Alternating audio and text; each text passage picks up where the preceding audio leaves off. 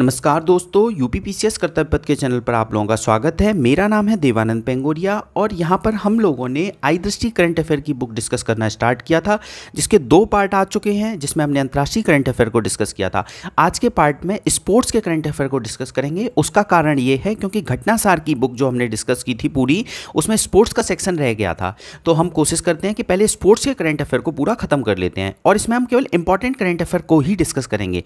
तो चलिए आज के स्पोर्ट्स करंट अफेयर को डिस्कस करते हैं। तो देखिए ग्रैंड स्लैम से रिलेटेड, अच्छा पेज नंबर सबसे पहले याद रखेंगे, पेज नंबर 207 पेज नंबर से स्पोर्ट्स का करंट अफेयर स्टार्ट होता है। ठीक है, तो आज के करंट अफेयर को स्टार्ट करते हैं। देखिए ग्रैंड स्लैम से रिलेटेड हमारे एग्जाम में क्वेश्चन आता है, तो सबसे पहले हमें ये याद रखना है कि इसका सीक्वेंस कि पूरे ईयर में सबसे पहले कौन सा ग्रैंड स्लैम होता है, उसके बाद कौन सा होता है। तो सबसे पहले ऑस्ट्रेलिया ओपन होता है, ये कब होता है? जनवरी में होता है। ठीक है, उसके बाद फ्रेंच ओपन का नंबर आता है। फ्रेंच ओपन कब होता है? मई में होता है।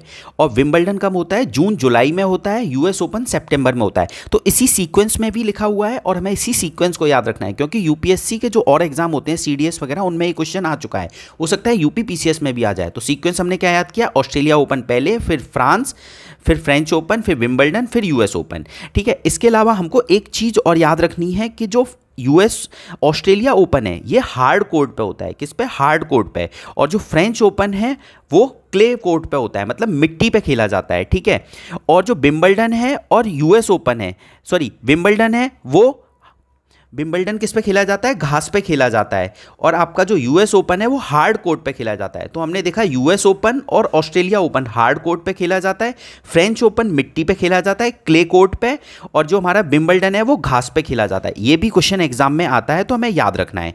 ठीक है, अब देखिए सबसे पहले हम कौन सा करेंगे? यूएस ओपन करेंगे। क्यों यूएस ओपन करेंगे? ये सितंबर में हुआ है, तो सबसे रिसेंट है, तो एग्जाम में रिसेंटली आने के ज़्यादा चांसेस रहते हैं। तो देखिए यूएस ओपन किसने जीता? जेनिक सिनर ने जीता। ठीक है, और हराया किसको? टेलर फिट्स को हराया। मैं जूम कर देता हूं, टेलर फिट्स को हराया। अब देखिए सेम जेनिक सिनर ने क्या जीता? ऑस्ट्रेलिया ओपन जीता। तो हम क्या करते हैं कि जेनिक ऑस्ट्रेलिया ओपन और यूएस ओपन एक साथ याद रखते हैं, और ये पुरुष एकल की बात हो रही है, मतलब मेल में कौन विजेता रहा था। ठीक है, तो देखिए हम एक ट्रिक बना लेते हैं। देखिए यूएस और ऑस्ट्रेलिया के जो भी खिलाड़ी होते हैं, स्पेशली मैं बताऊं, अगर यूएस और ऑस्ट्रेलिया के खिलाड़ियों के अंदर जीतने का जज्बा बहुत ज़्यादा होता है, वो जीतने के लिए कोई भी पाप कर देंगे। पाप मतलब सिन की बात कर रहा हूं। वो जीतने के लिए कोई भी पाप कर देंगे, बट अपनी हार नहीं टालेंगे। चाहे कुछ हो जाए, वो अपनी हार नहीं टालेंगे। तो हमने क्या ट्रिक बनाई कि जेनिक सिनर ने क्या क्या जीता? ऑस्ट्रेलिया ओपन और यूएस ओपन। तो हमने क्या बताया कि यूएस और ऑस्ट्रेलिया के प्लेयर क्या करते हैं? जीतने के लिए कुछ भी कर सकते हैं, कितना भी पाप कर लें, कितना भी छल कपट कर लें, बट वो जीतेंगे। तो पाप मतलब सिन, तो नाम में भी देखो इनके सिनर आ रहा है, और द जेनिक सिनर। ठीक है, तो हमने बात क्या की कि यूएस ओपन और ऑस्ट्रेलिया ओपन किसने जीता? सिनर ने जीता। अब वो जीतने के लिए कुछ भी करेंगे, बट अपनी हार को टाल देंगे, हारने नहीं देंगे। टाल मतलब इटली। तो हमने याद किया कि US open, Australia open, Jannik Sinner ने जीता, जो कहां के रहने वाले हैं? इटली के रहने वाले हैं। इंपॉर्टेंट है, याद रखना। अब इन्होंने किसको हराया? ये यूएस ओपन के लिए तो बहुत इंपॉर्टेंट है। तो जेनिक सिनर ने यूएस ओपन के लिए किसको हराया? टेलर फिट्स को हराया। इंपॉर्टेंट है, याद रखना। कैसे याद रखोगे? जेनिक सिनर तो जीत गए, तो इन्होंने क्या किया? जो यूएसए का ही बंदा था उसको कहां फिट कर दिया? फ्रिज में फिट कर दिया। तो फ्रिज से फ्रिज में फिट कर दिया। ठीक है, देखो कुछ ना कुछ तिकड़म तो हमें बढ़ानी है याद करने के लिए। तो हमने अभी यूएस ओपन और ऑस्ट्रेलिया ओपन याद किया। यूएस ओपन में किसको हराया ये याद रखना है, ये भी एग्जाम में कई बार पूछा जाता है। इसके बाद आते हैं फ्रेंच ओपन और विंबलडन, इन दोनों को याद रखते हैं। अभी हम मेल की बात कर रहे हैं, ये याद रखना। ठीक है, अब देखिए यहां पर कौन जीता? कार्लोस अल्कराज, और यहां भी कार्लोस अल्कराज। तो फ्रेंच ओपन और विंबलडन कौन जीता? Carlos Alcaraz. तो इसकी एक ट्रिक बना लेते हैं। तो देखिए फ्रेंच ओपन से स्टार्ट करते हैं। फ्रेंच ओपन को हम एक और चीज से नाम से हैं, रोलैंड गारोस के नाम से भी जानते हैं। ये याद रखना, रोलैंड गारोस, उसको फ्रेंच ओपन भी बोलते हैं। क्लियर? अब देखिए फ्रेंच ओपन मैंने आपको क्या बताया? क्ले में खेला जाता है। तो अब कार्लोस अल्कराज ने ये जीता। अब याद कैसे रखेंगे? तो देखिए फ्रेंच ओपन मतलब फ्रेंच फ्राइज की बात हो रही है। ठीक है, फ्रेंच फ्राइज कौन खा रहा है? राजा खा रहा है। राजा, अल्कराज का राजा। तो फ्रेंच फ्राइज कौन खा रहा है? राजा खा रहा है। जब उसने बहुत ज़्यादा फ्रेंच फ्राइज खा लिए तो उसको क्या हो गया? पेन होने लगा। राजा को क्या होने लगा? पेन होने लगा। तो हमने क्या किया? फ्रेंच ओपन मतलब फ्रेंच फ्राइज कौन खा रहा है? राजा खा रहा है। तो कार्लोस अल्कराज, राज का राजा। अब उसने बहुत ज़्यादा खा लिए तो उसके पेट में दर्द होने लगा, पेन होने लगा, तो स्पेन। ठीक है, याद हो गया। अब देखिए इसके बाद विंबलडन याद रखते हैं। विंबलडन में क्या करते हैं? कार्लोस अल्कराज ही जीते। इन्होंने किसको हराया? नोवाक जोकोविच जोकोविच को हराया। वेरी वेरी इंपॉर्टेंट, याद रखना कि विंबलडन में कार्लोस अल्कराज ने किसको हराया, नोवाक जोकोविच को हराया। और ये सबको याद रहता है कि ये सर्बिया के रहने वाले हैं, तो मैंने आपको थोड़ा थोड़ा याद करा दिया है, तो एटलीस्ट इतना याद रखना जो मैंने बताया। अब देखिए इंपॉर्टेंट इसमें एक और चीज़ है कि जो कार्लोस अल्कराज हैं ये यंगेस्ट प्लेयर हैं, जो कि और आज तक के सबसे यंगेस्ट प्लेयर हैं जिन्होंने चारों ग्रैंड स्लैम जीत लिए हैं। मतलब 21 साल की उम्र में इन्होंने चारों ग्रैंड स्लैम एटलीस्ट एक बार जीत लिए हैं, चाहे ऑस्ट्रेलिया ओपन हो, फ्रेंच ओपन हो, विंबलडन हो, यूएस ओपन हो। तो हमने इतनी सारी चीज़ें याद की। आगे चलते हैं महिला एकल विजेता। अब देखिए फीमेल की बात करते हैं, तो फीमेल में भी सबसे पहले हम क्या याद रखेंगे, यूएस ओपन याद रखेंगे। तो यूएस ओपन में कौन जीती हैं, एरेना सबलेंका जीती हैं, ठीक है। और ऑस्ट्रेलिया ओपन में भी एरेना सबलेंका जीती हैं। तो मेल में भी देखो सेम जीते हैं, US open, Australia open. Female में भी ऑस्ट्रेलिया ओपन और यूएस ओपन सेम बंदी जीती है, ठीक है। तो एरेना सबलेंका, अब ये कहाँ की रहने वाली हैं, बेलारूस की रहने वाली हैं। तो इसको ट्रिक बना के याद कर लेते हैं। तो सबसे पहले ऑस्ट्रेलिया ओपन से याद रखते हैं। तो देखिए मैंने अभी आपको क्या बताया कि ऑस्ट्रेलिया और यूएस के खिलाड़ी क्या करते हैं, अपने आप को जीतने के लिए किसी भी हद तक चले जाएंगे, कुछ भी पाप कर देंगे। अब वो जीतते क्यों हैं, क्योंकि वो बेल का रस पीते हैं। क्या करते हैं, बेल का रस पीते हैं, और सारे खिलाड़ी मिलके पीते हैं, सब लोग मिलके पीते हैं, ठीक है। तो बेल का रस से हमने क्या याद किया कि बेलारूस की रहने वाली हैं, सब लोग से सबलेंका। तो ऑस्ट्रेलिया ओपन और यूएस ओपन जीता किसने, जो बेल का रस पीती हैं लड़कियां, उन्होंने जीता। तो एरेना सबलेंका ने जीता, और जो कि बेलारूस की रहने वाली हैं, ठीक है। अब यूएस ओपन में हमें यह याद रखना है कि हराया किसको, ये इंपॉर्टेंट हो सकता है क्योंकि ये लेटेस्ट है, इसलिए हमें याद रखना है। तो जेसिका पेंगुला, और ये भी यूएसए की रहने वाली हैं। अब हमें याद कैसे रखेंगे कि इन्होंने कुछ ना कुछ तो गुल खिलाया होगा, इसलिए ये हार गई। गुला से गुल खिलाया होगा, ठीक है, इसलिए ये हार गई। तो हमने यूएस ओपन और ऑस्ट्रेलिया ओपन में मेल और फीमेल दोनों याद किए, ठीक है, सॉरी फीमेल याद किए। अब हम बात याद करते हैं फ्रेंच ओपन और विंबलडन। तो सबसे पहले विंबलडन याद करते हैं। विंबलडन में कौन जीता, बारबोरा क्रेजिकोवा। ये एक बार यूपीपीसीएस के एग्जाम में आ भी चुका है, तो याद रखना कि विंबलडन किसने जीता, बारबोरा क्रेजिकोवा ने जीता। अब हम याद कैसे रखेंगे, देखिए क्रेजी, इनके नाम में क्रेजी आ रहा है, ये कहाँ जाने के लिए क्रेजी थी, लंदन जाने के लिए क्रेजी थी। तो लंदन विंबलडन, ठीक है, और क्रेजी से क्रेजी, मतलब इनकी इच्छा थी कि ये लंदन जाएं, तो क्रेजी थी लंदन जाने के लिए। अब पैसा चाहिए लंदन जाने के लिए, तो उन्होंने एक चेक काट के दे दिया। तो बारबोरा क्रेजिकोवा लंदन जाने के लिए क्रेजी थी, इसलिए विंबलडन इन्होंने जीता, और ये कहाँ की रहने वाली थी, चेक गणराज्य की रहने वाली थी।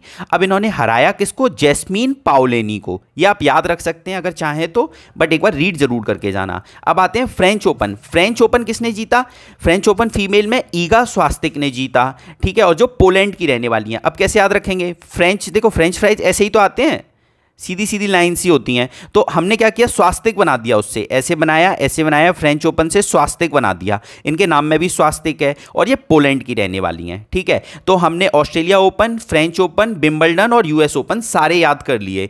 अब देखिए इसमें ना पुरुष युगल बहुत इंपॉर्टेंट है, क्योंकि इंडिया के जो हैं वो जीत के लेके आए हैं। तो पुरुष युगल ऑस्ट्रेलिया ओपन में कौन जीता, तो रोहन बोपन्ना जीते और मैथ्यू एडन जीते। वेरी वेरी इंपॉर्टेंट, याद रखना। अब ये मैथ्यू एडन का नाम तो बहुत इंपॉर्टेंट है कि इनके जो पार्टनर थे युगल में, वो मतलब जो मिक्स होता है उसमें पार्टनर मैथ्यू एबडेन, याद रखेंगे इनका नाम मैथ्यू एबडेन। और ये कहाँ के हैं, ऑस्ट्रेलिया के, ठीक है, ऑस्ट्रेलिया के रहने वाले हैं, मैथ्यू एबडेन भूलना नहीं है। और इन्होंने हराया किसको, देखो फिर ये भी याद रखना है। तो मैंने अभी आपको बताया ऑस्ट्रेलिया ओपन की बात हो रही है ये, तो ऑस्ट्रेलिया वाले क्या करते हैं, बोलते बहुत हैं, खेलते समय देखना बहुत हूटिंग करते हैं, बोलते बहुत हैं, ठीक है, और शोर भी बहुत मचाते हैं। तो बोलने का मतलब बोलेली, और शोर मचाने का मतलब बवासोरी।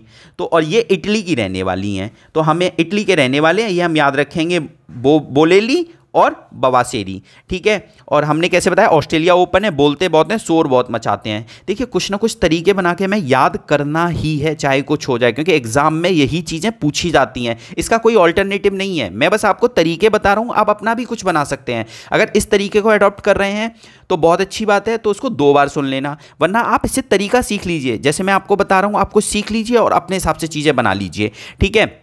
ये हमारा क्लियर हुआ। बाकी एक बार रीड कर लेना, जो इंपॉर्टेंट है मैंने आपको बता दिया है। आगे चलते हैं। अब देखिए एक और चीज़ में याद रखना, मैंने अभी जो आपको बताया कि फ्रेंच ओपन और विंबलडन में कार्लोस अल्कराज ये सबसे यंगेस्ट प्लेयर हैं, जो कि ग्रैंड स्लैम इन्होंने चारों जीत लिए हैं, ठीक है, एटलीस्ट एक बार तो जीते हैं। आगे चलते हैं। अब देखिए इसके बाद एक लाइन लिखी हुई है विंबलडन से रिलेटेड मुख्य तथ्य। तो एक ही वर्ष में लगातार फ्रेंच ओपन और विंबलडन के पुरुष एकल खिताब को जीतने वाले अल्कराज ओपन युग के 6वें खिलाड़ी हैं। इस उपलब्धि को चैनल स्लैम भी बोला जाता है। तो हमने क्या देखा, फ्रेंच ओपन और विंबलडन में पुरुष एकल खिताब को जीतने वाले अल्कराज ओपन युग के 6वें खिलाड़ी हैं। और अगर मैं चारों की बात करूं तो ये पहले यंगेस्ट हैं। ठीक है, आगे चलते हैं। ऑस्ट्रेलिया ओपन में देखो मैंने भी आपको बताया कि रोहन बोपन्ना की जोड़ी मैथ्यू हेडन के साथ है। मैथ्यू हेडन ही है ना, मैथ्यू एब्डेन के साथ है, याद रखना। ऑस्ट्रेलिया ओपन इन्होंने जीता है। हराया किसको है, बाबा सोर, जो शोर मचा रहे हैं और बहुत बोल रहे हैं, इस तरीके से मैंने आपको बताया था। ठीक है, और सर्वाधिक उम्र के खिलाड़ी हैं, ये भी हम याद रखेंगे। आगे चलते हैं। इससे पहले लिएंडर पेस इंडिया के थे और महेश भूपति थे जिन्होंने ग्रैंड स्लैम जीता था ओपन युग में, और इसके बाद बोपन्ना तीसरे बने हैं और सर्वाधिक उम्र के ये पहले खिलाड़ी बने हैं। ठीक है, आगे चलते हैं। अब देखिए बृहद आयोजन में हम पेरिस ओलंपिक्स को कवर करेंगे और पेरिस पैरा ओलंपिक्स को कवर करेंगे। तो देखिए सबसे पहले आपको क्या याद रखना है कि पैरा ओलंपिक्स कौन से नंबर का था, 17वें नंबर का है। ठीक है, और समर पैरा ओलंपिक्स है, ये कब से कब तक हुआ, सबसे पहले तो हमें यही याद रखना है कि 28 अगस्त से 8 सितंबर तक हुआ था और 17वें नंबर का था। देखिए आंकड़े याद रखने हैं, क्योंकि आंकड़ा पूछा जाता है, स्पोर्ट्स पर्सन का नाम पूछा जाएगा और वो किस स्पोर्ट्स से एसोसिएटेड है। ये 3 चीज़ें हमें सबसे ज़्यादा याद रखनी है। इसके अलावा थीम वगैरह भी पूछी जाती है, ध्वजवाहक पूछे जाते हैं, तो वो सारा हम जानने की कोशिश करेंगे, बट जो एग्जाम में ज्यादा आने के चांसेस हैं उन पे फोकस करेंगे। 17वां ग्रीष्म पैरा ओलंपिक्स है और 28 अगस्त से 8 सितंबर के बीच में हुआ, अगस्त सितंबर में हुआ, इतना याद रखेंगे। इसका मैस्कॉट क्या है, फ्रीज इसका मैस्कॉट है। फ्रीज मतलब क्या है कि फ्रेंच रिवॉल्यूशन के टाइम पे सोल्जर्स एक टोपी यूज करते थे, उसको बोलते थे फ्रीज, तो उसी को मैस्कॉट बनाया गया है। ठीक है, इसकी स्लोगन क्या है, गेम्स वाइड ओपन, याद रखना गेम्स वाइड ओपन। ठीक है, आगे चलते हैं। इसका उद्घाटन समारोह मैंने आपको अभी बता दिया। अब इसके ध्वजवाहक कौन थे, ये याद रखना बहुत जरूरी है। ध्वजवाहक पैरा ओलंपिक्स के very very important, Sumit Antil जो कि भाला फेंकते हैं, भाग्यश्री यादव जो कि पैरा शॉट पुट करती हैं। ठीक है, तो सुमित अंतिल और भाग्यश्री यादव। अब कैसे याद रखेंगे, PSB करके दिमाग में फीड कर लीजिए। P से पैरा ओलंपिक्स की बात हो रही है, S से सुमित अंतिल और भाग्यश्री यादव, क्योंकि देखो ध्वजवाहक अलग हैं, समापन समारोह में अलग होते हैं, तो हमें कुछ ना कुछ याद रखना है कि सुमित अंतिल और भाग्यश्री यादव। ठीक है, आगे चलते हैं।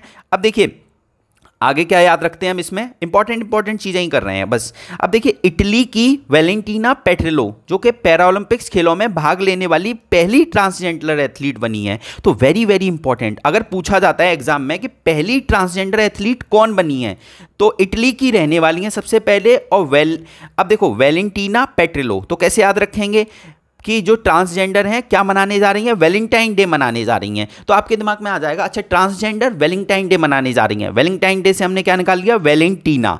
ठीक है, इतना याद रखेंगे। आगे चलते हैं, पेरिस 2024 के महत्वपूर्ण विश्व रिकॉर्ड की बात हो रही है। तो देखिए सबसे सफल पैरा एथलीट कौन है, सबसे सफल पैरा एथलीट जियांग युआन, नाम याद रखेंगे, भूलेंगे नहीं, चाइना के रहने वाले हैं, तैराक हैं, ये पैरा तैराक हैं। अब याद कैसे रखेंगे, कोई सफल है अपनी ज़िंदगी में या ये पैरा एथलीट्स हैं सफल हैं, तो युग युग तक सफल रहेंगे, तो युग याद रख लो बस, युग युआन। ठीक है, इससे आपको एग्जाम में एटलीस्ट याद आ जाएगा। अगर युआन करके कुछ होगा ना, अगर मान लो 2 ऑप्शन है युआन करके, तो आप एटलीस्ट एलिमिनेट कर पाओगे, 2 तो आप हटा दोगे ना, तो आपके सही होने के चांसेस बढ़ जाते हैं। तो हमें याद करने का कुछ ना कुछ तरीका बनाना ही पड़ेगा। ठीक है, टोटल पैरा एथलीट्स कितने गए इंडिया से, 84 पैरा एथलीट्स गए।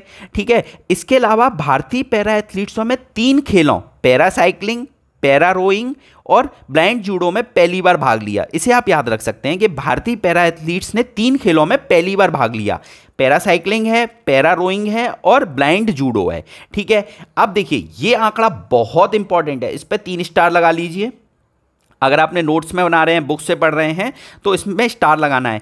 कितने गोल्ड आए, 7 गोल्ड आए। कितने रजत आए, मतलब सिल्वर कितने आए, 9। ब्रोंज कितने आए, 13। तो 7 9 13, भूलना नहीं है, 7 9 13, ये पैरा ओलंपिक्स के लिए एक जादुई आंकड़ा है। तो देखिए इस आंकड़े को नहीं भूलना, 7 9 13, टोटल कितने हो गए, 29। ठीक है, सबसे पहला क्वेश्चन अगर बनेगा तो यही बनेगा, मोस्ट प्रोबेबल यही क्वेश्चंस बनते हैं। ठीक है, इसके बाद खिलाड़ियों के ऊपर बनते हैं। अब देखिए इतिहास का सबसे अच्छा प्रदर्शन अभी तक पैरा ओलंपिक्स में हुआ है इंडिया का। अब देखिए इसमें 3 आंकड़े बहुत इंपॉर्टेंट हैं। जो सबसे पहले ना खिलाड़ियों के नाम जान लेते हैं कि कौन कौन से खिलाड़ियों ने क्या क्या रैंक जीती। तो देखिए पदक पदक तालिका में इंडिया की रैंक तो है 18, अपना प्यारा भारत देश पैरा ओलंपिक्स में 18वीं रैंक पे पहुंचा। कितनी? 18वीं। टोटल 29 मेडल आए, टोटल 29 मेडल आए, 7 गोल्ड, 9 सिल्वर, 13 ब्रोंज। याद रखेंगे, भूलना नहीं है, ठीक है। चीन फर्स्ट है, ग्रेट ब्रिटेन सेकंड है, यूएसए थर्ड है। इंपॉर्टेंट है, China first, United kingdom second, USA third, ठीक है। अगर आपसे एक क्वेश्चन यहां पे बन जाए, अगर मैं ही आपसे पूछ लूं कि ब्रिक्स कंट्री में इंडिया की रैंक कौन सी रहेगी, मतलब इंडिया से ऊपर कौन है, तो चीन ऊपर है और ब्राजील ऊपर है। चीन और ब्राजील, बाकी इसमें रैंकिंग लिखी नहीं है, तो हमें बस इतना याद रखना है कि चीन और ब्राजील इंडिया से ऊपर हैं। और इंडिया की रैंक कितनी है पैरा ओलंपिक्स में? 18th रैंक है, भूलना नहीं है, very very important, 18th rank है, ठीक है। आगे चलते हैं। अच्छा, एक चीज ध्यान रखना, ब्रिक्स रैंक में यहाँ पे रशिया की रैंक नहीं लिखी हुई है और साउथ अफ्रीका की रैंक नहीं लिखी हुई है। जहां तक मुझे याद है कि 18 के बाद ही है, बट एक बार क्रॉस चेक करके कमेंट करके जरूर बताना कि मतलब रशिया की और साउथ अफ्रीका की रैंक पीछे है कि इंडिया से आगे है, ठीक है। बट इंडिया की रैंक 18th है और हम चाइना और ब्राजील इंडिया से आगे हैं, अभी इतना याद रखते हैं, ठीक है। आगे चलते हैं। अब देखिए इसमें ना ये खिलाड़ियों के नाम, उनका स्पोर्ट्स, ये इंपॉर्टेंट है। तो देखिए अवनी लेखरा क्या करती हैं? पैरा निशानेबाजी करती हैं। और ये 10 मीटर राइफल, ये भी याद रखेंगे, 10 मीटर राइफल में निशानेबाजी करती हैं। और ये क्या लेके आई हैं? गोल्ड। तो जो गोल्ड लेके आए हैं उनका नाम हम याद कर लेते हैं। सुमित अंतिल पैरा एथलीट्स हैं, भाला फेंकते हैं। हरविंदर सिंह तीरंदाजी करते हैं, इतना याद रखेंगे, ठीक है। आगे चलते हैं। नीतीश कुमार बैडमिंटन खेलते हैं। धर्मवीर सिंह पैरा एथलीट्स हैं, मतलब क्लब थ्रो करते हैं, ठीक है। Praveen Kumar, very very important, इसको मार्क कर लेना, प्रवीण कुमार पैरा एथलीट्स हैं, वेरी वेरी इंपॉर्टेंट, मतलब लंबी कूद करते हैं, हाई जंप करते हैं। और ये यूपी के रहने वाले हैं, गौतम बुद्ध नगर के, बहुत इंपॉर्टेंट है। मैंने यूपी के जितने भी ओलंपिक्स और पैरा ओलंपिक्स विनर हैं, मतलब जो मेडल लेके आए हैं, उसके लिए मैंने एक अलग से वीडियो बनाई है। टाइटल था उत्तर प्रदेश के खिलाड़ियों का जलवा। उस वीडियो को आप एक बार देख लेना, तो आपका एटलीस्ट एक क्वेश्चन तो पक्का सही हो जाएगा, क्योंकि वहां पे मैंने सारे यूपी के खिलाड़ियों का डिस्ट्रिक्ट के साथ बता दिया कि वो यूपी में किस डिस्ट्रिक्ट से बिलोंग करते हैं, ठीक है। तो प्रवीण कुमार यूपी के रहने वाले हैं, गौतम बुद्ध नगर के हैं, क्लियर। नवदीप सिंह ये अपनी गाली के लिए बहुत ज़्यादा फेमस हो गए थे, तो याद रखना है भाला फेंकते हैं। इनकी कैटेगरी भी याद रख सकते हैं, F41। देखिए ये ना जो कैटेगरी होती है, मतलब आपके कितनी डिसेबिलिटी है उसके अकॉर्डिंग कैटेगरी डिसाइड होती है, तो F41 कैटेगरी, ये भी हम याद रखेंगे। और भाला फेंकते हैं। अवनी लेखरा का हमने 10 मीटर भी याद रखा है, ठीक है, कि 10 मीटर में ये राइफल में निशानेबाजी करती हैं। तो इतना हमने याद कर लिया, इनका स्पोर्ट्स याद कर लिया, और जो जो इंपॉर्टेंट चीज़ें थी मैंने आपको बता दी। अब देखिए 2-3 पॉइंट ये भी इंपॉर्टेंट है, इनको याद रखना। अवनी लेखरा ने पैरा ओलंपिक्स खेलों में स्वर्ण पदक हासिल करने वाली भारत की पहली महिला पैरा एथलीट्स बनी है, मतलब 2020 में भी ये गोल्ड लेके आई थी और 2024 में भी गोल्ड लेके आई थी। तो ये इंपॉर्टेंट है, अगर पूछा जाए एग्जाम में कि भारत की पहली महिला पैरा एथलीट्स बनी है जो 2 बार गोल्ड लेके आई हैं, तो अवनी लेखरा, पैरा ओलंपिक्स की बात हो रही है, ठीक है। इसके बाद सुमित अंतिल के बारे में भी लिखा हुआ है, इतना ज़्यादा इंपॉर्टेंट नहीं है, बट हमें अवनी लेखरा का याद रखना है। इसके बाद देखिए प्रीति पॉल, वेरी वेरी इंपॉर्टेंट। अच्छा देखिए एक नाम रह गया पहले, मरियप्पन थोंगवेलू, ये ऊंची कूद करते हैं, हाई जंप करते हैं, इतना याद रखेंगे, ठीक है। और ये कांस्य पदक लेके आए हैं, ब्रोंज लेके आए हैं, ब्रोंज याद रखेंगे, और हाई जंप करते हैं, ये भी नाम बहुत फेमस है, तो हमें याद रखना है। आगे चलते हैं। प्रीति पॉल, देखिए प्रीति पॉल का नाम हमें याद रखना है क्योंकि यूपी की रहने वाली है। मैंने अभी आपको फिर बताया, यूपी से रिलेटेड एक अलग से वीडियो बना दी है मैंने, उसे जरूर देख लेना, 10 मिनट की वीडियो है, आपका एक क्वेश्चन पक्का हो जाएगा, ठीक है। प्रीति पॉल मुजफ्फरनगर की रहने वाली हैं, और ये क्या है, भारत की ऐसी पैरा एथलीट्स हैं जो कि 100 मीटर में और 200 मीटर की मतलब रेस में ये 2 ब्रोंज लेके आई हैं, दोनों में ब्रोंज लेके आई हैं। वेरी वेरी इंपॉर्टेंट, याद रखना। प्रीति पॉल मुजफ्फरनगर की रहने वाली हैं, यूपी की हैं, 100 मीटर और 200 मीटर दोनों में याद रखेंगे, ठीक है। और पेरिस 2024 के जो पैरा ओलंपिक्स हुए हैं उसमें 2 पदक हासिल करने वाली पहली भारत की एकमात्र खिलाड़ी हैं, तो हमें भूलना नहीं है, एक एक पॉइंट इंपॉर्टेंट है, एग्जाम में आ सकता है। इसके बाद बात करते हैं शीतल देवी की। देखो इनका तो बहुत ज़्यादा, मतलब इनको देख के इंस्पिरेशंस लेनी चाहिए कि चीज़ों कितनी भी हमारी लाइफ में परेशानियां हों, बट हमें हार नहीं माननी है। तो ये 17 वर्ष की हैं, इनके आपने देखा होगा यूट्यूब पे भी वीडियो कि इनके हाथ नहीं है, ठीक है।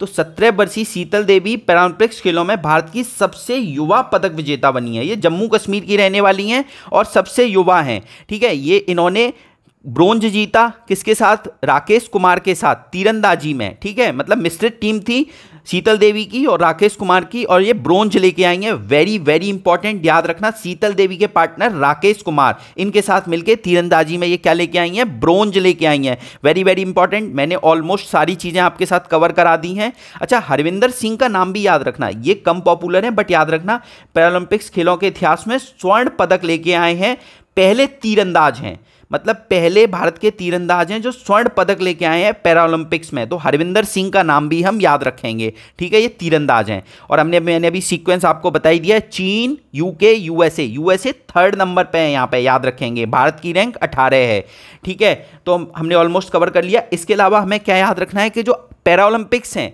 जो अगले कहाँ होंगे 2028 के, 4 साल बाद होते हैं, तो लॉस एंजल्स में होंगे। तो 18वें कहाँ होंगे, लॉस एंजल्स में होंगे, और 19वें कहाँ होंगे, ऑस्ट्रेलिया के ब्रिस्बेन में होंगे। तो कई बार स्टेटमेंट बन के आ जाता है कि 17वें फ्रांस में हुए, 18वें क्या हुए, लॉस एंजल्स में हुए यूएसए में, 19वें कहाँ होंगे, हमारे ऑस्ट्रेलिया के ब्रिस्बेन में होंगे, ठीक है। आप लोगों के लिए फिर एक क्वेश्चन है, ब्रिस्बेन जो ऑस्ट्रेलिया का सिटी है वो इंडियन ओशन में ओपन होता है कि पैसिफिक ओशन में ओपन होता है, ठीक है। आगे चलते हैं। अब देखिए, अभी हरविंदर सिंह जो कि पैरा तीरंदाज हैं, याद रखेंगे, और प्रीति पॉल पैरा धावक है, 100 मीटर 200 मीटर में ये लेके आई हैं ब्रोंज, ठीक है। प्रीति पॉल ये 2 ब्रोंज लेके आई हैं, याद रखेंगे। तो ये दोनों समापन समारोह में ध्वजवाहक थे, तो हरविंदर सिंह और प्रीति पाल। वहां मैंने आपको पीएसबी बताया था, या पीएचपी कर लीजिए, ठीक है। पीएसबी क्या बताया था मैंने आपको कि ध्वजवाहक कौन कौन है, सुमित अंतिल और भाग्यश्री यादव। यहां पे समापन समारोह में ध्वजवाहक कौन है, हरविंदर सिंह और प्रीति पॉल। तो पीएचपी, एच से हरविंदर हो गया, पी से प्रीति हो गई, और पी से पैरा हो गया। वहां पे सुमित अंतिल और भाग्यश्री यादव हो गया, और पी से पैरा हो गया। तो इस तरीके से हमें कुछ ना कुछ बनाना है जिससे हमें याद आए, अच्छा पीएचपी था, अच्छा पीएसबी था, तो हमें एग्जाम में एटलीस्ट कुछ ना कुछ याद आ जाएगा, ठीक है। और लॉस एंजल्स और ब्रिस्बेन याद रखेंगे कि 18वें 19वें कहाँ होंगे।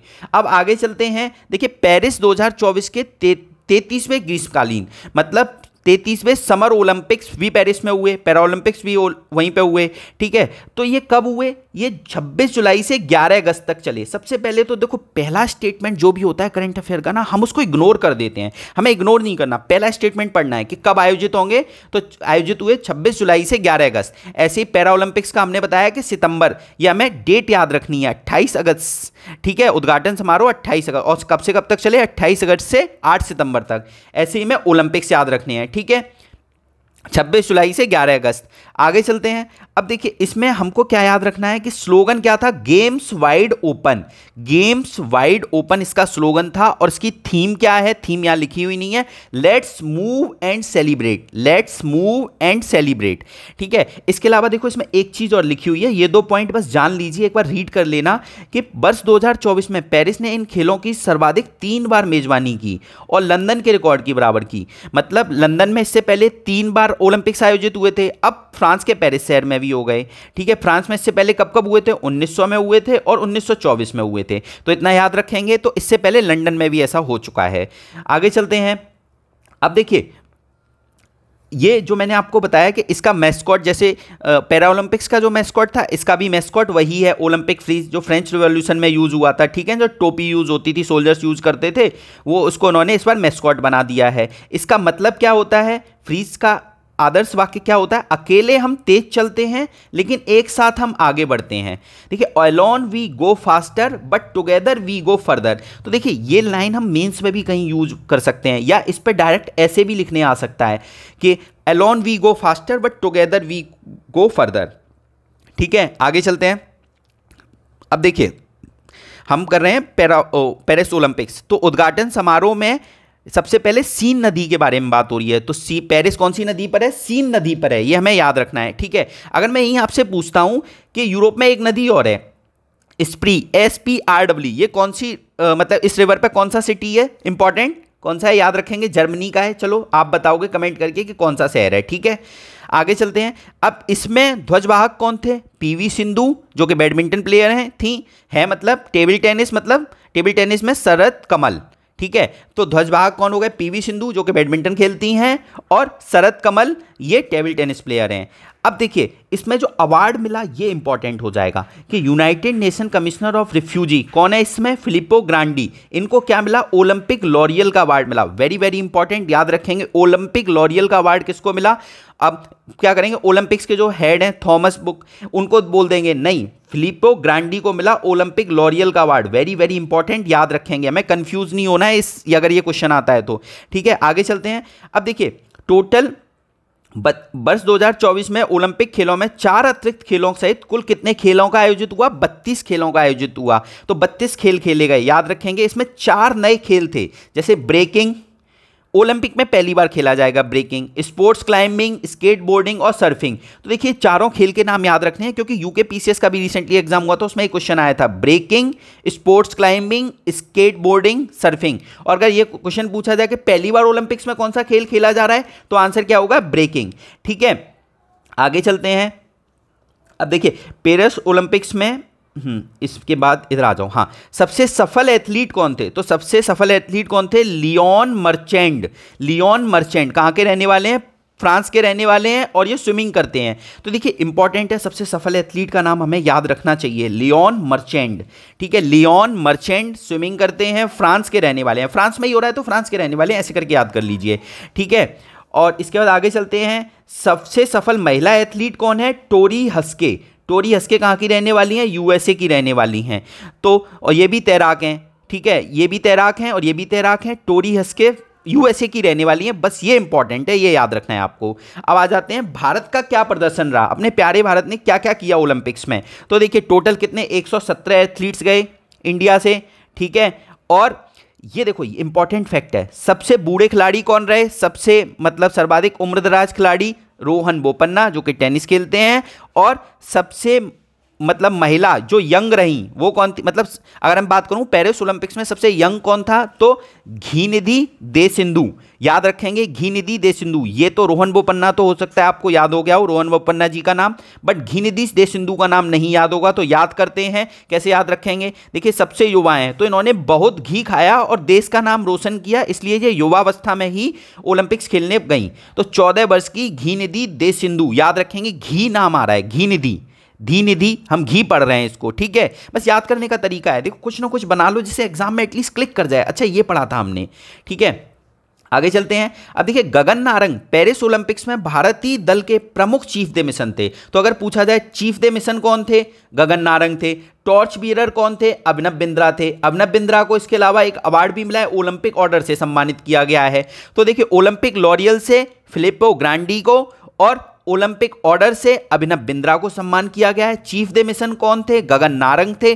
टॉर्च बियरर कौन थे, अभिनव बिंद्रा। देखिए सारे नाम याद रखने हैं, जो बता रहा हूं एग्जाम में अगर एक भी क्वेश्चन गलत हो गया तो आपको रिग्रेट होगा, तो ध्यान से सुनना और 2-3 बार सुन लेना या 2-3 बार खुद से बोल लेना। ठीक है, अगर मैं बात करूं क्या प्रदर्शन रहा, तो 1 सिल्वर आया, 5 ब्रोंज आए। सिल्वर कौन लेके आए, आपको पता है नीरज चोपड़ा जी लेके आए। ठीक है, तो 1 सिल्वर 5 ब्रोंज। अब देखिए मनु भाकर के बारे में कुछ बातें लिखी हुई हैं। मनु भाकर जी ने क्या किया, पहली भारतीय बनी है, और मनु भाकर क्या करती हैं, निशानेबाजी करती हैं, और 10 मीटर की एयर पिस्टल स्पर्धा में कांस्य पदक हासिल किया है इन्होंने। यह पदक पेरिस ओलंपिक्स का भारत का पहला पदक है। ठीक है, और इसके साथ अब देखिए मनु भाकर जी ने 10 मीटर की जो निशानेबाजी थी उसमें तो इन्होंने ब्रोंज लेके आई। ठीक है, इसके अलावा इनकी जोड़ी थी सरबजोत सिंह जी के साथ, उसमें भी इन्होंने ये 10 मीटर की एयर पिस्टल में भी ब्रोंज लेके आई। तो एक इंडिविजुअल इवेंट में भी लेके आई और सरबजोत सिंह के साथ जो जोड़ी थी उसमें भी लेके आई। तो इनकी जोड़ी का नाम भी याद रखना है, सरबजोत सिंह के साथ थी। ठीक है ना, और स्वतंत्र भारत के इतिहास में ओलंपिक खेलों में एक ही संस्करण में 2 पदक हासिल करने वाली पहली भारतीय हैं। तो मनु भाकर क्या खेलती हैं, निशानेबाजी करती हैं, ये इंपॉर्टेंट है। सबसे पहले निशानेबाजी करती हैं और ब्रोंज लेके आई हैं 10 मीटर एयर पिस्टल स्पर्धा में, 10 मीटर के कंपटीशन में। ठीक है, याद रखेंगे इतना पॉइंट। आगे चलते हैं। अब देखिए भारतीय पदक मतलब 7 ही हैं, एक तो हमारा सिल्वर है, 5 6 ही हैं टोटल। तो हमें ये 6 के नाम याद रखने ही रखने हैं। देखिए भारतीय हॉकी टीम क्या लेके आई है, कांस्य लेके आई है। किसको हराया था, स्पेन को हराया था, ठीक है, और कांस्य लेके आई थी, मतलब ब्रोंज लेके आई थी। अब इसमें यूपी के 2 प्लेयर हैं। देखिए मैं बार बार कह रहा हूं, यूपी वाली वीडियो जरूर देख लेना, आपको एग्जाम में 100% एक क्वेश्चन मिलेगा। मैंने अभी 2-3 दिन पहले ही बनाई है, यूपी के खिलाड़ियों का जलवा ओलंपिक्स और पैरा ओलंपिक्स में, तो आपको वो वीडियो देखनी है। अब हॉकी टीम में भी यूपी के 2 खिलाड़ी थे, ठीक है, ललित उपाध्याय एंड राजकुमार पॉल। यहां पे मैंने आपको ट्रिक बताई थी लाल बाल पाल करके, जिससे आपको याद हो जाए ये किस डिस्ट्रिक्ट से बिलोंग करते हैं। आप वीडियो देख के कमेंट करके बताएं कि कहां से बिलोंग करते हैं, ठीक है। स्वप्निल कुसाले क्या लेके आए हैं, कहां से ब्रोंज लेके आए हैं, ये महाराष्ट्र के रहने वाले हैं। और 50 मीटर राइफल कैटेगरी में इनकी कैटेगरी वो भी याद रखना है, कितने मीटर में, 50 मीटर में, ठीक है। उसके बाद बात करते हैं अमन सेरावत फ्री स्टाइल कुश्ती में लेके आए हैं, ठीक है। और ये सबसे यंगेस्ट ओलंपियन है, ठीक है। सबसे कौन है, यंगेस्ट ओलंपियन है, मतलब जो सबसे यंगेस्ट है वो कौन है, मेडल लेके आए हैं अमन सेरावत फ्री स्टाइल कुश्ती में 57 kg में, ठीक है। उसके बाद नीरज चोपड़ा जो कि सिल्वर लेके आए हैं। नीरज चोपड़ा क्या लेके आए हैं, सिल्वर लेके आए हैं, ठीक है। मनु भाकर 10 मीटर कैटेगरी में ब्रोंज लेके आई हैं, निशानेबाजी करती हैं। मनु भाकर सरबजोत सिंह जोड़ी याद रखनी है, ये भी 10 मीटर में ब्रोंज लेके आए हैं। तो एक ही सिल्वर आया है नीरज चोपड़ा जी के द्वारा, भाला फेंकते हैं, ठीक है। इसके अलावा विनेश फोगाट का जो रोल था बहुत कंट्रोवर्शियल रहा था। और ये 50 सबसे पहले इनके बारे में जो इंपॉर्टेंट पॉइंट है बस वो याद कर लीजिए। देखिए 50 kg में ये लड़ती थी, ठीक है, कुश्ती लड़ती थी 50 kg में, बट इनका फाइनल में क्या हुआ, 100 ग्राम वजन ज़्यादा हो गया तो इनको डिस्क्वालीफाई कर दिया गया। क्या, डिस्क्वालीफाई कर दिया गया। अब यहाँ से इंपॉर्टेंट है, ठीक है, इन्होंने अपना मामला कोर्ट में उठाया, ठीक है, court of arbitration for sports में उठाया, तो इनके अगेंस्ट में वर्डिक्ट गया और इनको कोई अवार्ड नहीं दिया गया। अब इंपॉर्टेंट 3 पॉइंट याद रखने हैं कि विनेश फोगाट जी हैं, इन्होंने क्यूबा की पहलवान यूस्नेलिस गुजमैन लोपेज के साथ कहा था कि मुझे भी सिल्वर पदक मिलना चाहिए, ठीक है। तो बट इनकी जो अपील थी उसको खारिज कर दिया गया था। और फाइनल फिर किसने जीता, जो यूएसए की हैं सारा इन हिल्डेब्रांट, इन्होंने स्वर्ण पदक जीता, ये यूएसए की हैं। तो आपको क्या क्या याद रखना है, 50 kg में लड़ी थी, 100 ग्राम वजन ज़्यादा हो गया था, और इन्होंने किसके लिए अपील की थी कि मुझे सिल्वर दिया जाए, किसके साथ, यूस्नेलिस गुजमैन लोपेज के साथ, जो कि क्यूबा की हैं, ठीक है। तो ये नाम याद रखेंगे, हो सकता है ये नाम आ जाए, ये भी बहुत पॉपुलर हुआ था इसलिए लोपेज। और उसके बाद स्वर्ण गोल्ड कौन लेके आया, सारा इन हिल्डेब्रांट, भूलना नहीं है, सारा इन हिल्डेब्रांट जो कि यूएसए की हैं। अच्छा, इनकी जो अपील सुन रही थी उनका नाम क्या था, डॉक्टर एनाबेल बेनेट। ये इतना इंपॉर्टेंट नहीं है, बट ये 2 नाम याद रखने हैं, यस्नेलिस गुजमैन लोपेज। तो लोपेज को पढ़िए लापता, ये लापता हो गई थी, ऐसे करके याद रखिए, ठीक है। और सारा इन हिल्डेब्रांड, ये ब्रांड बन गई, ब्रांड को पढ़ो, ब्रांड बन गई और ये गोल्ड लेके आई थी। वेरी वेरी इंपॉर्टेंट है, यहां से क्वेश्चन बन सकता है, ठीक है। उसके बाद कुछ इंपॉर्टेंट परिणाम है, ये ज़्यादा हमें याद नहीं रखने, ठीक है। अब एक चीज़ और ध्यान रखिए यहाँ पे, जैसे देखिए मैंने बताया ये पैरा ओलंपिक्स में 29 आए थे, इंडिया की रैंक कितनी थी, 18। ये है ओलंपिक्स में 6 लेके आए थे, इंडिया की रैंक है 17। अब ये रैंक याद रखनी है, देखिए चाइना फर्स्ट है, यूके सेकंड है, यूएसए थर्ड है। और ओलंपिक्स में यूएसए फर्स्ट है, ये ओलंपिक्स हैं, ये पैरा ओलंपिक्स हैं। यूएसए फर्स्ट है, चाइना सेकंड है, जापान थर्ड है। इतना याद रखना है, इसका स्क्रीनशॉट ले लेना, इससे भी क्वेश्चन बन सकता है, ठीक है। आगे चलते हैं। अब देखिए कुछ खिलाड़ी इंपॉर्टेंट थे जो पदक लेके आए हैं, जैसे ना हमें क्या याद रखना है, ये भाला फेंक का याद रखते हैं, बाकी तो देखो बहुत ज़्यादा है, तो भाला फेंक याद रख लेते हैं बस। भाला फेंक में गोल्ड कौन लेके आया है, तो अरशद नदीम, ये पाकिस्तान के रहने वाले हैं, ठीक है। इसके अलावा पैरा ओलंपिक्स में कुछ इंपॉर्टेंट चीज़ें भी हैं, वो भी हम देखते हैं। देखिए पुरुष हॉकी में गोल्ड कौन लेके आया, नीदरलैंड गोल्ड लेके आया, जर्मनी रजत लेके आया, कांस्य भारत लेके आया, स्पेन को हरा के, ये याद रखना, स्पेन को हरा के। तो गोल्ड नीदरलैंड लेके आया, ये हमें याद रखना। अगर पूछा जाए ओलंपिक्स में गोल्ड कौन लेके आया, नीदरलैंड लेके आया है, ठीक है। और इंडिया अपना ब्रोंज लेके आया है, क्लियर। आगे चलते हैं फुटबॉल में। अब देखो फुटबॉल ज़्यादा इंपॉर्टेंट नहीं है क्योंकि इंडिया का कोई रोल नहीं है, तो इसको छोड़ सकते हैं।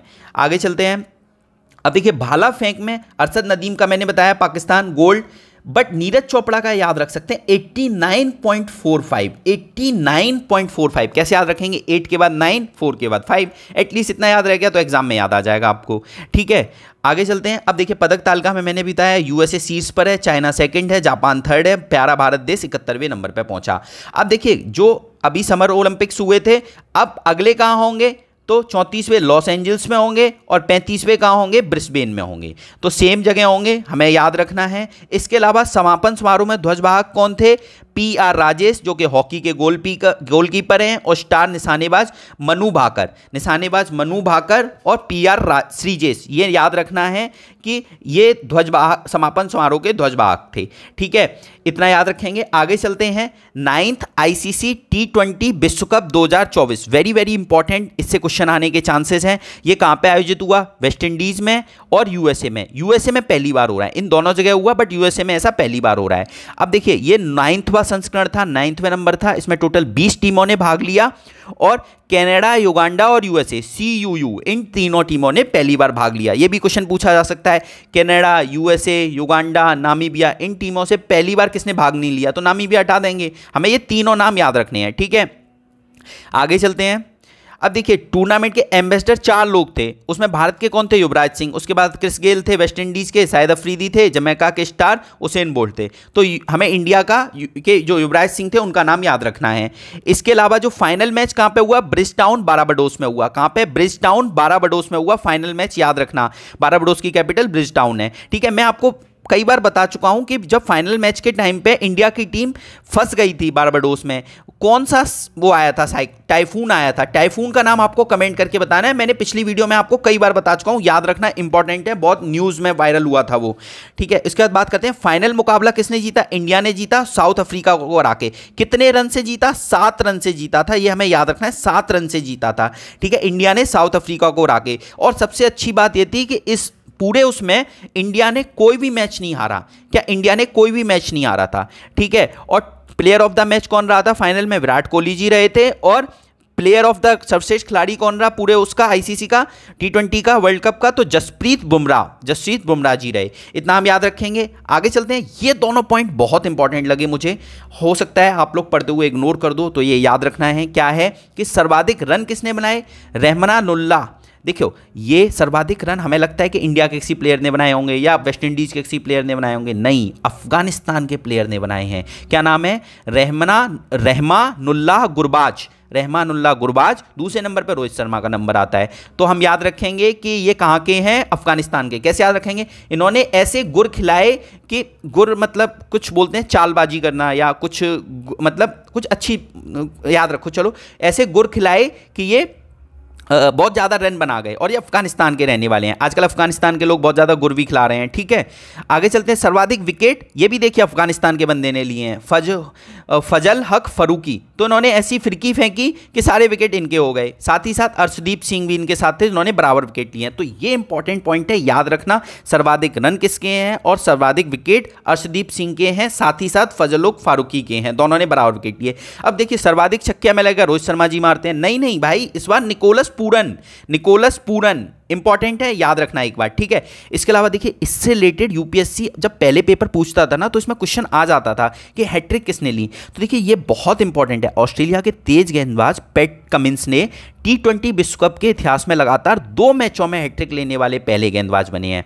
मतलब 2 मैचों में लगातार इन्होंने हैट्रिक ली, लगातार 2 मैचों में हैट्रिक ली और पहले गेंदबाज बन गए हैं। हमें याद रखना है, T20 के मैचों में पैट कमिंस कहाँ के हैं? ऑस्ट्रेलिया के।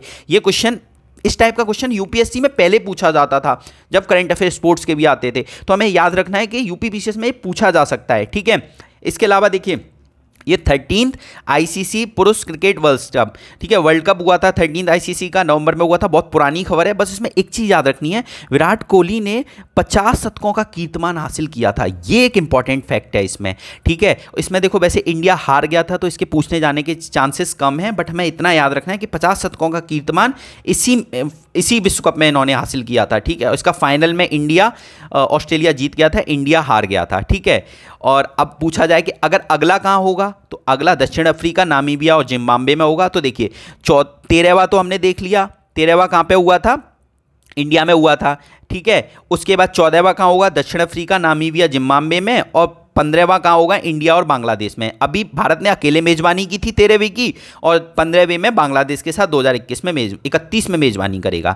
ठीक है, इतना याद रखेंगे। इसके बाद देखिए, एशियाई खेल काफ़ी पुराने हो गए हैं, बस इनके बारे में जान लीजिए, बट एक बार खुद से भी पढ़ लेना। पहली बार एशियाई खेल 19th नंबर के हैं और अक्टूबर में हुए थे। तो देखिए, इतने अच्छे करंट अफेयर ऊपर हैं, तो इसके पूछे जाने के चांसेस कम है। पहली बार शामिल E sports and break dancing, ये याद रखेंगे। ठीक है, इसमें चाइना फर्स्ट था, Japan second, South Korea. Bharat की रैंक चौथी थी। तो ये याद रखना है। भारत के मेडल टोटल कितने आए थे? 107 आए थे, 107। ध्वजवाहक समारोह एक बार पढ़ लेना, ज़्यादा इंपॉर्टेंट नहीं है, ठीक है, बस एक बार रीड कर लेना ध्वजवाहक समारोह। अब देखिए इसमें ना ये खिलाड़ियों के नाम एक बार को याद हो रखने चाहिए हमें, ठीक है। खिलाड़ियों के नाम क्यों याद रखने चाहिए? कि किस स्पोर्ट से बिलोंग रखते हैं, एटलीस्ट इतना याद रखना चाहिए। तो देखिए तीरंदाजी में 3 स्वर्ण लेके आए थे प्रवीण देवताले, तो ये तीरंदाजी करते हैं, बस इतना याद रखो, प्रवीण ताले तीरंदाजी करते हैं। तो इसका तरीका ये बता देता हूं, इन्होंने ताला तीर ऐसे करके याद रख सकते हैं, ठीक है। अब उसके बाद सुरेखा वेनम, ये भी तीरंदाजी करती हैं। तो देखिए तीर ऐसे बनता है रेखा टाइप का, और इनका नाम में भी रेखा है।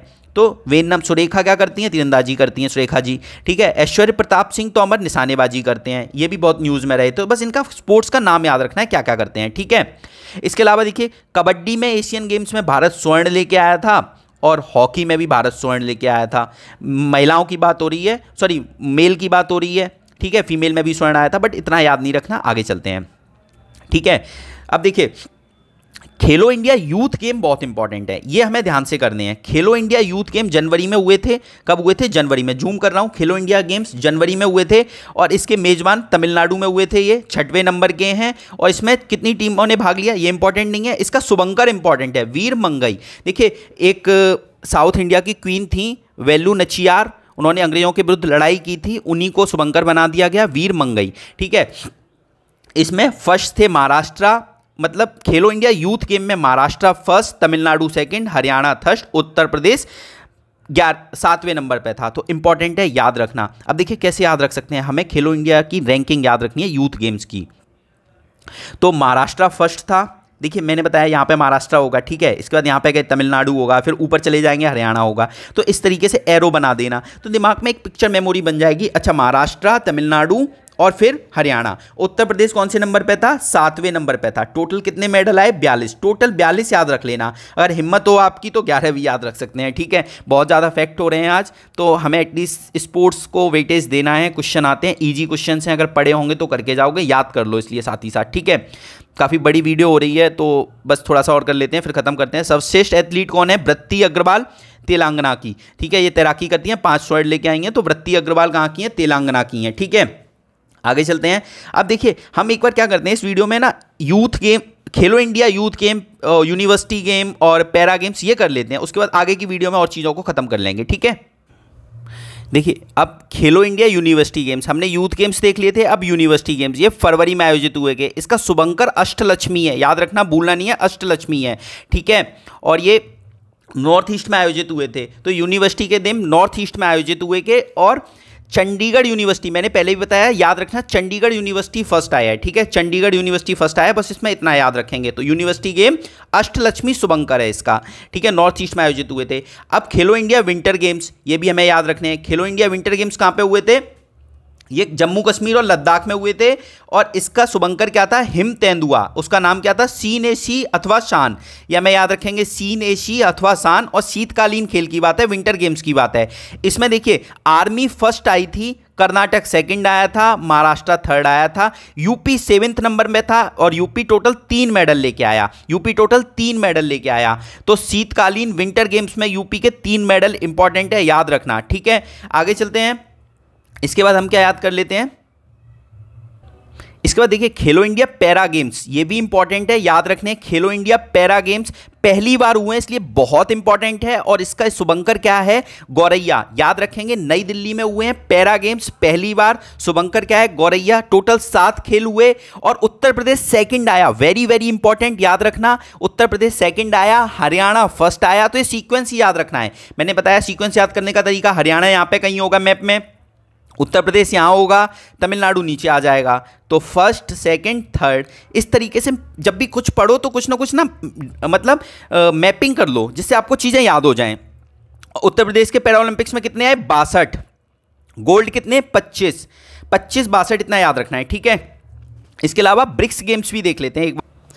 देखिए पेज नंबर 228 पे होंगे ब्रिक्स गेम्स, ये भी हमें एक बार देख लेने चाहिए, क्योंकि ब्रिक्स गेम्स भी एग्जाम में आ जाते हैं, ठीक है ना। ब्रिक्स गेम्स में हमें क्या याद रखना है कि जून में हुए, ये 2024 में। कहाँ पे हुए? रूस के कजान में हुए।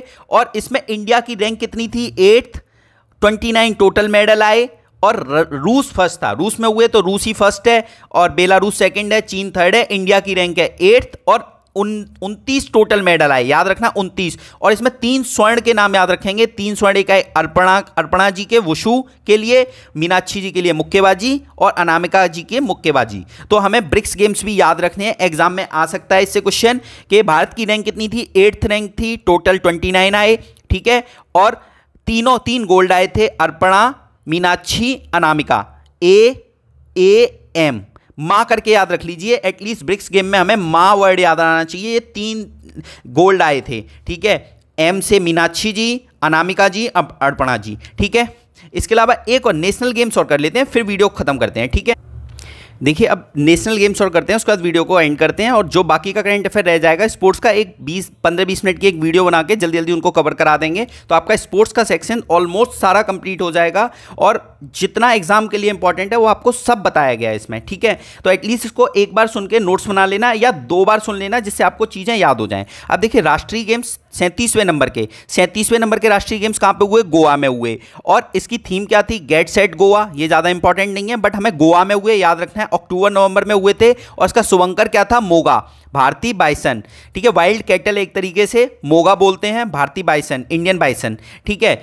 और इसमें विनर कौन था, सबसे पहले हमें याद रखना है कि सबसे ज़्यादा पदक कौन लेके आया, महाराष्ट्र, ठीक है। सेकंड नंबर पे सर्विसेज स्पोर्ट्स कंट्रोल बोर्ड,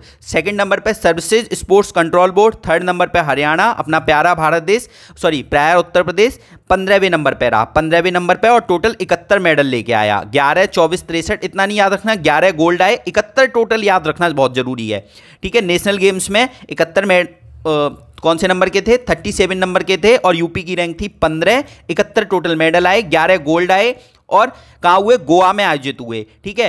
अब इसमें 2-3 चीजें और याद रखनी है कि जो राष्ट्रीय खेल्स में जो जीतती है टीम, उसको राजा भलींद्र सिंह ट्रॉफी मिलती है। क्या, राजा भलींद्र सिंह ट्रॉफी मिलती है, ठीक है। और सर्वश्रेष्ठ पुरुष एथलीट कौन थे, श्री हरि नटराज, जो कि तैराकी करते हैं। इसके अलावा महिला एथलीट भी आपको याद रखनी है, क्या नाम थी, प्रसन्न काले एंड प्रणति नायक। इन दोनों को सर्वश्रेष्ठ मिला के महिला एथलीट बोला गया, ठीक है। प्रसन्न काले महाराष्ट्र की, प्रणति नायक उड़ीसा, और पुरुष एथलीट नटराज तैराकी, श्रीहरि नटराज। देखिए ये इतना इंपॉर्टेंट नहीं है क्योंकि यूपी के नहीं है, बट याद रखना राजा भलिंद्र सिंह ट्रॉफी राष्ट्रीय खेल से रिलेटेड है, और महाराष्ट्र को दी गई। यूपी की रैंक नेशनल गेम्स में 15 है, टोटल 71 गोल्ड हैं, ठीक है। इतना याद रखेंगे। चलिए आज की वीडियो में इतना काफ़ी है, बाकी 10-15-20 मिनट की एक वीडियो और बना लेंगे, ज़्यादा से ज़्यादा 15 मिनट की, और उसमें जो बचे हुए स्पोर्ट्स के करंट अफेयर हैं उनको खत्म करेंगे, ठीक है। Thank you so much.